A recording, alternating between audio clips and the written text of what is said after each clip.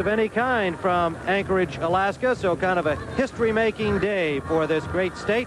Actually, while it's cold here, as you can see, 10 above with a wind chill factor of 5 above, we don't have nearly as much snow as most of the people do back on the East Coast. We are at Fort Richardson, just outside the city of Anchorage, in the Buckner Field House here. Some of the military are on hand, along with all of the fight fans in the Anchorage area, to watch Hector Macho Camacho and John Montes Jr. in an important lightweight bout. Macho Camacho, again fighting as a lightweight, currently ranked number 4 by the WBC at 130 pounds, with a title fight in his future in that division. His opponent today, one of the outstanding lightweights in the division, John Montes Jr., ranked number 7 of the lightweight ranks by the WBC, has only lost to ex-champion Hilmer Kenty here on CBS. He knows a victory here today puts him back among the top lightweights. And it's coming up shortly on CBS Sports Saturday, Brent. All right, Tim. And also, we've got coverage of a pair of events. And for a look at the Macho Man, Tim.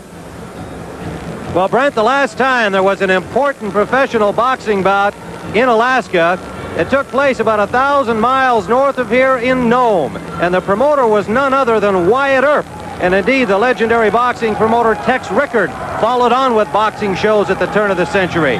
So today, here in Anchorage, Alaska, the tradition is renewed with the most important bout in more than 80 years. Hector Macho Camacho and John Montes Jr. An important lightweight bout, of course, for Montes, and Camacho en route to what he hopes will be a title shot at the 130-pound crown. And of course, for both these boxers, this is quite a change of environment. Hector Camacho from Spanish Harlem in the Bronx, New York, and John Montes from Whittier, California, Mexican-American.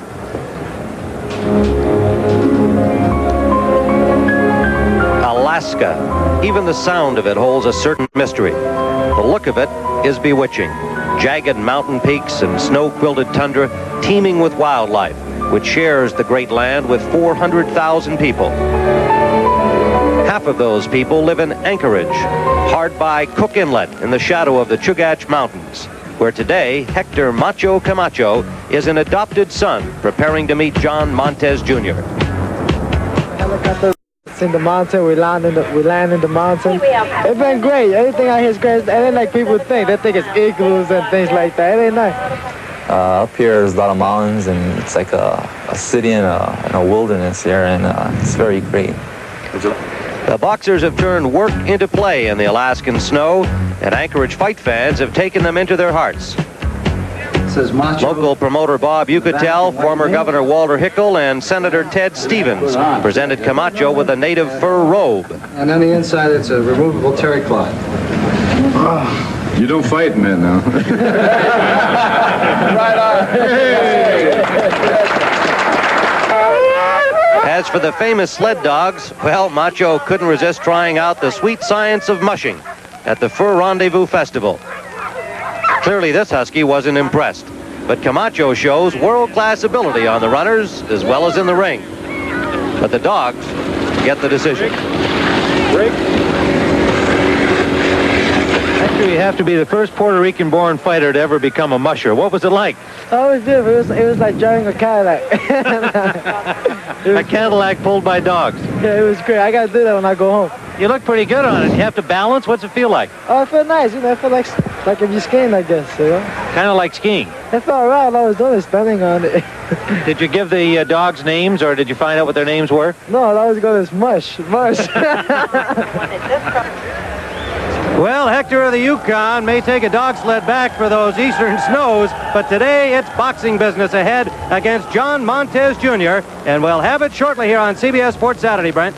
All right, Tim, we all left. Hector Camacho against Greg Coverson, and here he enters the Buckner Fieldhouse, and he has been billed as an adopted son up here in Alaska, but you can hear some cheers and some boos, as perhaps Hector's cocky presentation has not won all the hearts in Alaska. There are Montes fans here too, but he has made quite an impact. He came up about a month ago, and now, as he has returned for this fight, he has made many friends.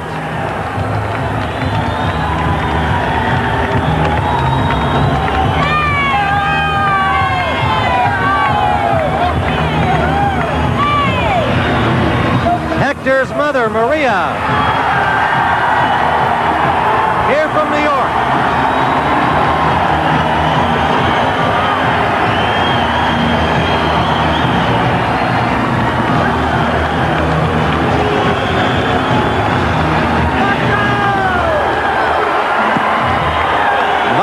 Camacho in the ring and wearing his new fur robe given to him here by the folks in Anchorage, Alaska. And we'll be back with round one after this word from your local station.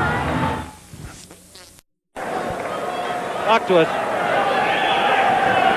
We're back in Anchorage, Alaska. Let's go to the ring announcer, Jimmy Lennon.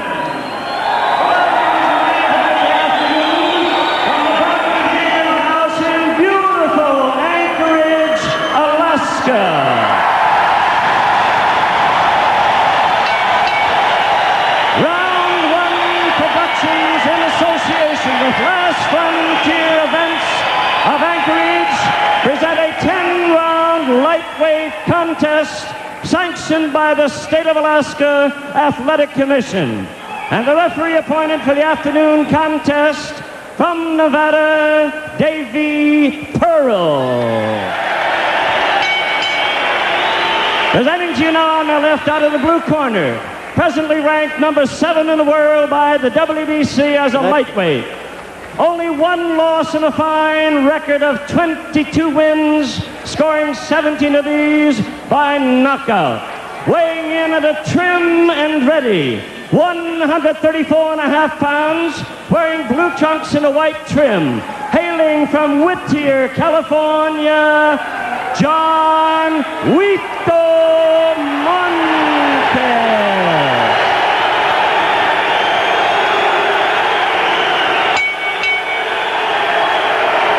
His opponent on my right, fighting out of the red corner, now ranked number 4 in the world by the WBC as a super featherweight, with an outstanding record of 19 straight wins, scoring 10 knockouts in 19 wins. Weighing in tonight at 134.25 pounds, wearing black trunks with a gold trim, formerly of Bayamon in Puerto Rico, fighting out of New York City, New York, the undefeated Hector Camacho.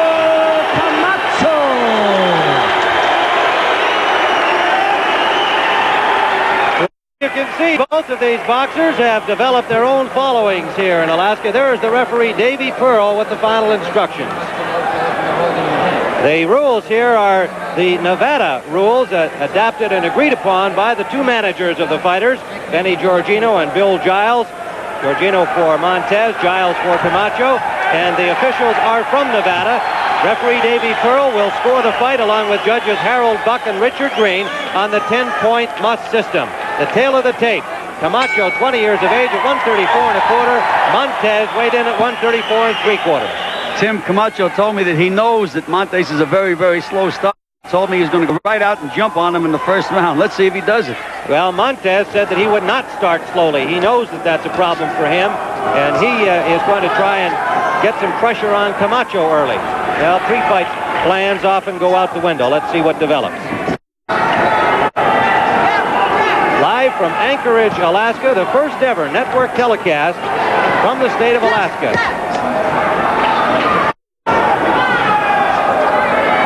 Tim Camacho is fighting this fight as a lightweight, and indeed he's a full lightweight limit, just about. And he looks a lot stronger. He looks a lot more solid than he did as a junior lightweight. Those 4 pounds seem to make a big difference in his physique. Ranked number 4 as a junior lightweight by the WBC. Montes, the number 7 ranked lightweight by the WBC. Oh, solid left uppercut. And down goes Montes. He is in trouble. Hector Camacho with a solid left uppercut. Montes trying to struggle to his feet. His eyes are dazed. Davy Pearl watching him closely. And it is all over. Hector Camacho.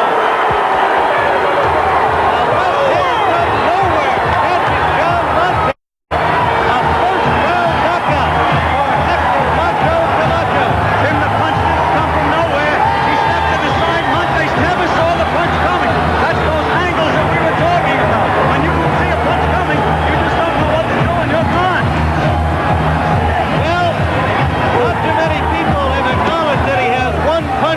knockout power, but we have seen here against a sturdy, tough opponent in John Montes that Camacho can take out anybody with one punch. And here's a 135-pounder in John Montes, and there is chaos in the ring with the victorious Hector Camacho scoring a startling first-round knockout at the hands of John Montes Jr. Let's go back and see that punch again. All right, you'll watch the way Camacho sets him up, steps over to the side. Montes never saw the punch coming and hit him right on the chin. There's the step to the side, and there's the punch right on the chin. He never saw the punch, Tim, and those are the kind that get you out of there.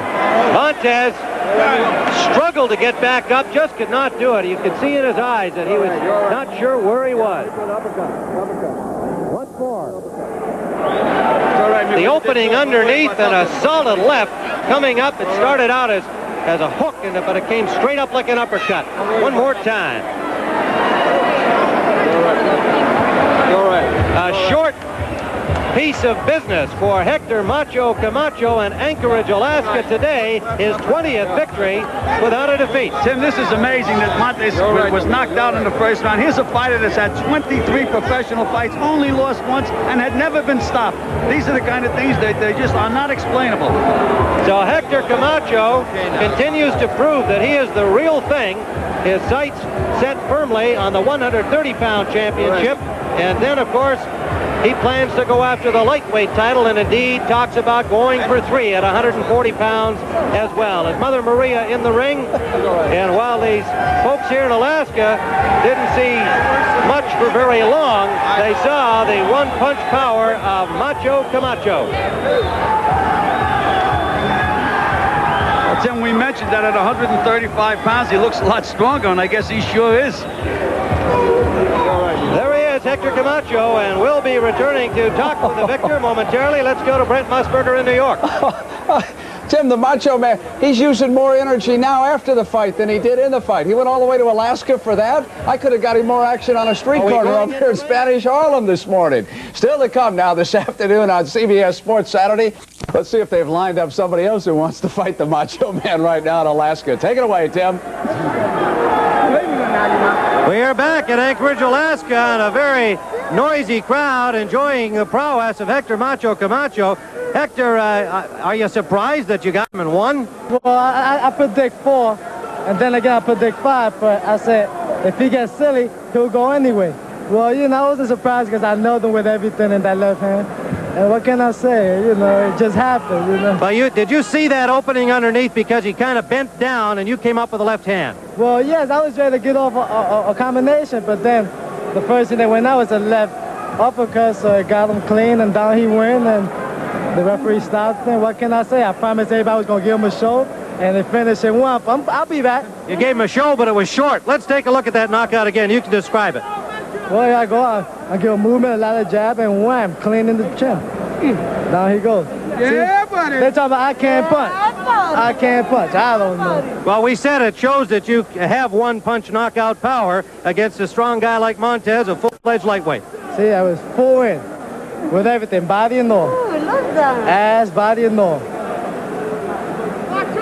One more time here, Hector, and John Montes was determined not to start slowly, which has been a problem for him in the past, although, of course, he's only lost 1 fight. But he is known as a slow starter. Did you feel that he was cold, or was he ready to go? Well, he was cold, you know, and I said I was going to give him a lot of movement, a lot of boxing, you know.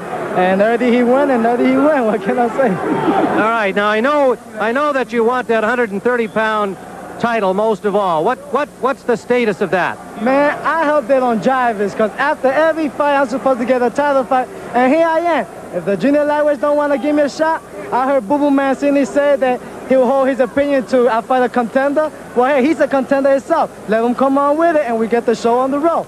How about another fight in Alaska? Oh, beautiful. Next month. Right quick. Right quick. We negotiate on one right now. Are you planning on entering the Iditarod dog sled race? Oh, man, not good, man. I should get the application now. Yo, what application? Yeah.